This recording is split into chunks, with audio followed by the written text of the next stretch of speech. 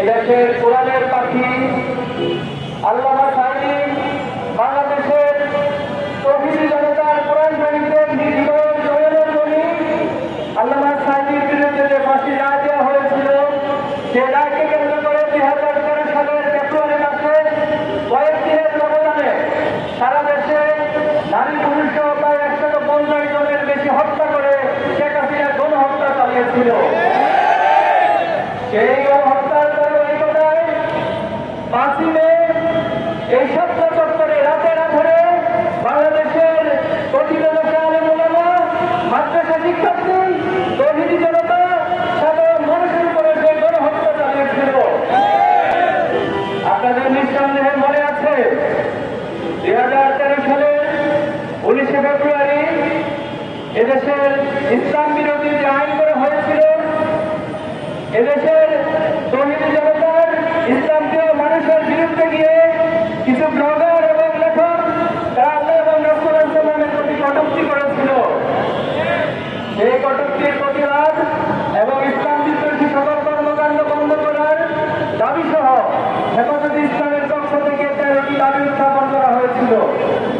এই 13টি দাবির পর হেফাজতে ইসলাম 1 মাস সে সময় সরকারকে আলটিমেটাম দিয়েছিল।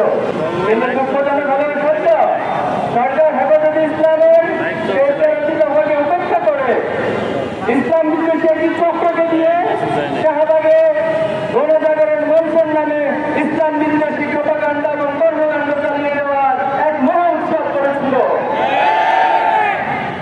হেফাজতে ইসলাম সেই 13 দফা দাবি মেনে নেওয়ার জন্য 5ই মে 2013 সালে ঢাকা অবরোধ কর্মসূচি দিয়েছিল।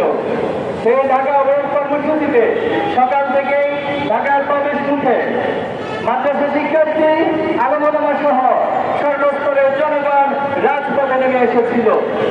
কিন্তু শান্তিপূর্ণ সেই অবস্থান কর্মসূচিতে দিনব্যাপী আইন শৃঙ্খলা বাহিনীর সাথে আওয়ামী লীগ, যুবলীগ, ছাত্রলীগের সন্ত্রাসীরা অস্ত্রসহ তৌহিদি জনতার উপর হামলা চালিয়েছিল। আপনাদের নিঃসন্দেহে মনে আছে সেদিনে বাইতুল মুকাররমের আশপাশে দৈনিক বাংলা সহ এই আশপাশের প্রতিটি দোকানপাটে তারা লুটতরাজ করে অগ্নিসংযোগ করেছিল।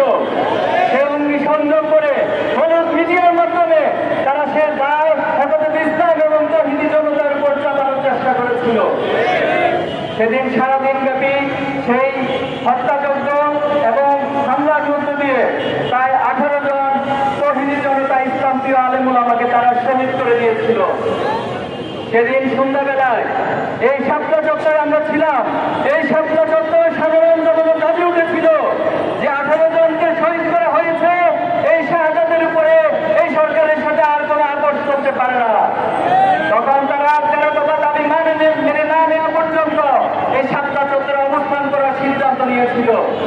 কিন্তু দুঃখজনক হলেও সত্য, রাতের গভীরে যখন ক্লান্ত পরিশ্রান্ত হয়ে আলেম ওলামারা সেখানে বিশ্রাম নিয়েছিলেন, এই পিছানো রাজপথে তারা ঘুমন্ত অবস্থায় ছিলেন। অনেকে হয়তো সে সময় নামাজ এবং আল্লাহর জিকিরে মশগুল ছিলেন।